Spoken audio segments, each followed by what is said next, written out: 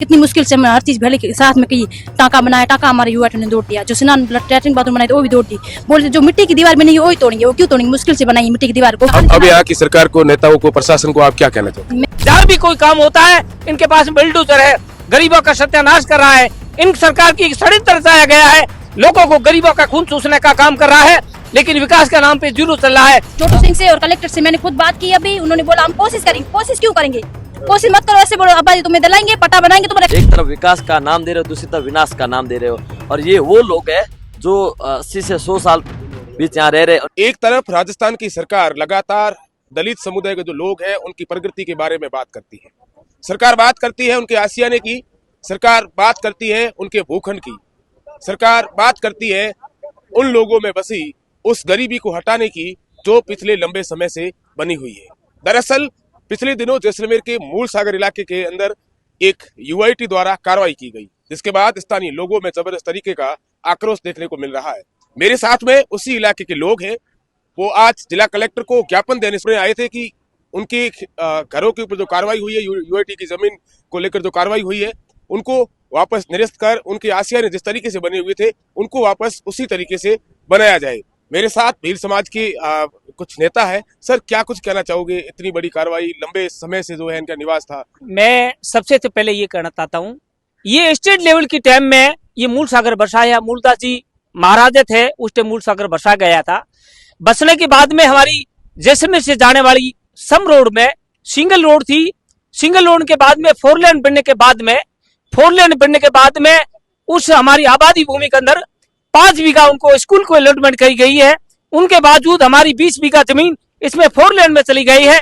उन लोगों को बेघर करने के बाद में लोग आगे बसे हुए, लेकिन प्रशासन के नजरों में एक ही है, उन्होंने देखा भाई ये अतिक्रमण करा गया है नया सर, ये अतिक्रमण नहीं है, हमारे सदियों से ये लोग बना बसे हुए। इनकी तानाशाही सरकार, एक ही इनके विकास के नाम से इन्होंने संकल्प लिया था, सबका साथ सबका विकास, सबका सत्यानाश हो रहा है। इस सरकार ने केंद्र सरकार से एक ही विकल्प है उनके पास में, बिल्डोजर से अलावा कोई विकल्प नहीं है। ये सरकार गरीबों को उजाड़ने के लिए और मुस्लिम समाज को उनको उजाड़ने में लगे हुए। जहां भी कोई काम होता है इनके पास बिल्डोजर है, गरीबों का सत्यानाश कर रहा है। इन सरकार की षड्यंत्र रचाया गया है, लोगों को गरीबों का खून चूसने का काम कर रहा है, लेकिन विकास के नाम पे जुलूस चल रहा है। मैं प्रशासन को चेतावनी देना चाहता हूँ, आज हमने जाकर के उनका ज्ञापन दिया गया है। हमारी कम से कम आबादी भूमि के अंदर जहाँ भी हमारे आबादी के अंदर कटा गया था उसके अंदर 4 लेन बनी गई है। उनके पास प्रशासन का दायित्व बनता था, उनकी 4 लेन से उनको हटाया गया, उनको चयन करके उनको अलॉटमेंट करते थे, उनको अलॉटमेंट नहीं किया है। 30 साल के बाद में आज आबादी का हर गांव के अंदर आबादी बढ़ी गई है। उन्होंने अपनी कोई मनमानी से आबादी नहीं बढ़ाई गई है, ये उनकी प्रशासन की तानाशाही है, ये उनकी आबादी बढ़ानी चाहिए। सबसे पहले हमारे मूल सागर जो 7 गांव की अंदर पंचायत थी, आज हमारी निजी संपत्त वो पंचायत है, वो मूल सागर बनी गई है। आज क्या कुछ आश्वासन मिला? आज आश्वासन कलेक्टर साहब ने यही हमको दिया गया है कि मैं यूआईटी से पूछ करके उनसे क्या उन्होंने क्या कार्रवाई की। कल तो हमारा ये राय है कलेक्टर साहब से, उन्होंने कहा हम यूआईटी से पूछे, कल हमारा 5 आदमी नेतृत्व जाकर के उनसे बात करेंगे। यदि कलेक्टर साहब कह रहा है कि इनको जो हटाए गए बेबुनियाद से हटाए गए, यदि अनलीगल कोई कदम उठा रहे हैं तो कल की तारीख में शाम को हमारी सभी पोस्टें डाली गई। सबसे ज्यादा में ज्यादा हमारी समाज को, सती जातियों से हमारी अपील है कि हमारे साथ में अन्याय और अत्याचार कर रहा है उनको सब भाइयों का साथ और चाहिए, और उनके लिए हम कड़ी कार्रवाई करके हम डट के उनकी लड़ाई करेंगे। बिल्कुल, आप देखिए कि किस तरीके से है वो लगातार यहाँ के लोगों में आक्रोश नजर आ रहा है, क्योंकि आप देखिए कि पिछले लंबे समय से इनके आशियाने यहाँ बने हुए थे, ये लोग निवास कर रहे थे। कई सारी महिलाएं जो है वो लगातार सुबह से जिला कलेक्टर कार्यालय के आगे जो है वो विरोध कर रही थी। इनकी अभी तक सुनवाई नहीं होने की वजह क्या है, ये सरकार के नुमाइंदे ही बता सकते हैं। हमारे साथ एनएसयूआई के जिलाध्यक्ष मानाराम है। मानाराम जी, क्या कुछ कहना चाहोगे? इस तरीके से लगातार पिछले लंबे समय से ये लोग रह रहे थे, इनके खिलाफ यूआईटी ने इस तरीके से कार्रवाई की, इनके बच्चों से लगाया, इनसे बदसलूकी की गई महिलाओं से, क्या कुछ कहना चाहोगे वर्तमान सरकार को लेकर, सरकार की कार्यप्रणाली को लेकर? जिस प्रकार से वर्तमान में जो सत्ताधारी लोग हैं, ये सुशासन ना होकर जंगल राज है, और जंगल राज में किस प्रकार से परेशान किया जा रहा है, और विशेषकर गरीबों को परेशान किया जा रहा है।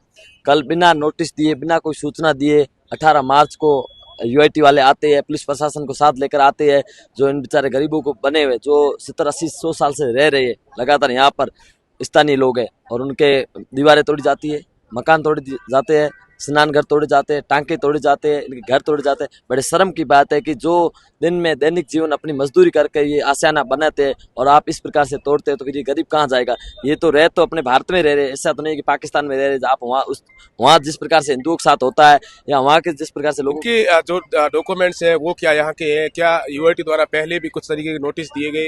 इनके प्रधानमंत्री ये बताया जा रहा है कि आवास योजना के तहत जो सरकारी योजनाओं से जो फंड आता है वो भी इन्होंने यहाँ खर्च किया है। उसके बाद में सरकार का ही पैसा, सरकार के द्वारा बनाए गए आवास, उनको भी यूआईटी के द्वारा तोड़ा गया है। क्या ये मामला सही है?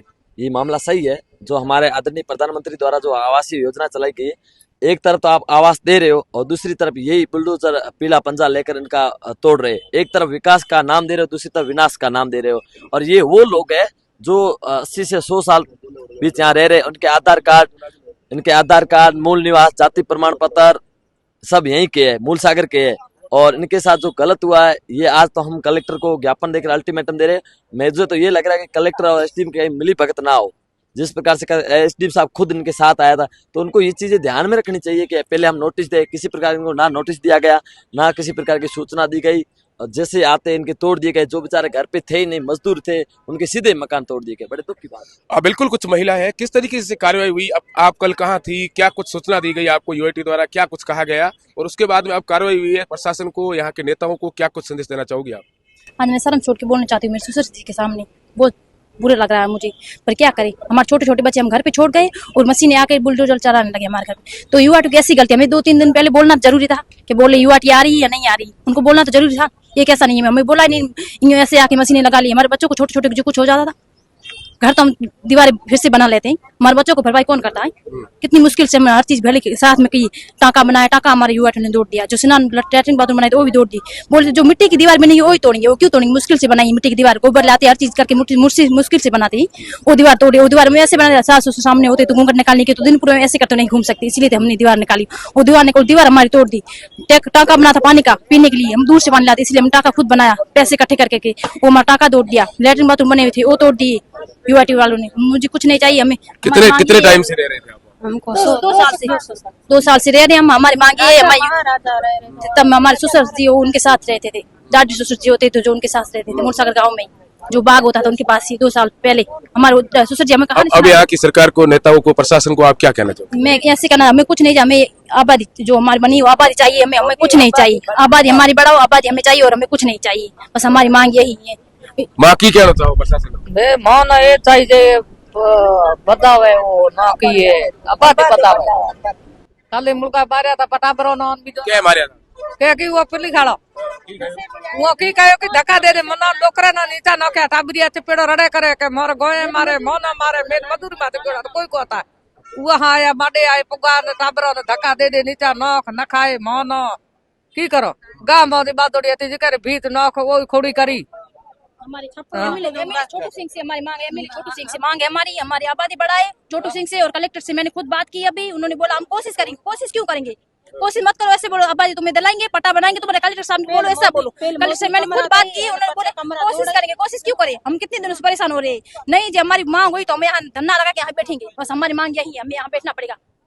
बिल्कुल, आप देखिए कि किस तरीके से ये महिला शक्ति है। इनकी सीधी सी पुकार राजस्थान की सरकार तक। ये वीडियो आपका, ये खबर आप पहुंचा सकते हो, क्योंकि इनकी किस तरीके से जो परिस्थिति है वो लगातार पिछले 24 घंटों से एकदम, ये समझिए कि पहले से ये गरीब थे, उसके बाद इनके आसिया ने जिस तरीके से जैसलमेर यूआईटी द्वारा उजाड़े गए, इनके घरों को खदेड़ा गया और इनके साथ जिस तरीके से स्थानीय प्रशासन ने बदसलूकी की है, ये कहीं ना कहीं यहाँ के लोगों में मतलब इस तरीके का आक्रोश है। क्योंकि पहली बार आप देखिए कि किस तरीके से एक महिला, क्योंकि राजस्थान की सबसे महत्वपूर्ण प्रथा है वो घूंघट प्रथा है, जो महिला अभी बोल रही थी अपने ससुर के सामने अपनी पीड़ा जाहिर कर रही थी।